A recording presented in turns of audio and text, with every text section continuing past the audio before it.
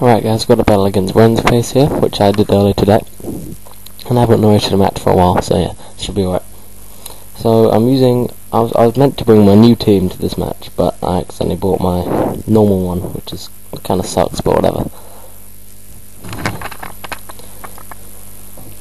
So, I lead off with my Swampert, and he leads off with his Vaporeon. So I'm not sure what I'm going to do to Vaporeons. I hate Vaporeons. They all just wish protect, and they really annoy me. So I go with the Stealth Rock just because I wanted to see what he was going to do, and he switches out, which is cool. And he goes to like Alakazam, which I'm not sure why I did that. Because if he expected an attack, and Alakazam doesn't exactly have great defenses. So I switch out and I go to Jirachi to take the Energy Ball, which he does very nicely. And he switches out, and I thought he'd switch out, so I use U-turn to scout what his switches do and switch to a counter. If that makes any sense, yes. So he goes into his Gengar, and I U-turn that, and I go into my Metagross, because my Metagross is just my Gengar killer, basically. So I send him in, and I hit it with the Zen Headbutt, predicting the Hypnosis, which happens, and I get Lumberry, and basically hit it with Hypnosis, and finish off the Gengar, which is great. So I took down the Gengar, and next out comes his, what did he send out? I can't remember, his Vaporeon again, which is bad. That's very bad. So I go into my Breloom expecting the Surf, but he uses Protect, which is also cool. I don't mind him using Protect. So I get my Poison Orb now, and he just gets some of that Stealth Rock away. I hit it with the Spore, because I know that I'm usually faster than Vaporeons, and I am, which is great. So his Vaporeon falls asleep, and I go with the Seed Bomb now. And this Seed Bomb gets a critical hit, which I probably didn't need, because if it did his whole life for damage on a crit, that means I would have 2KO'd it.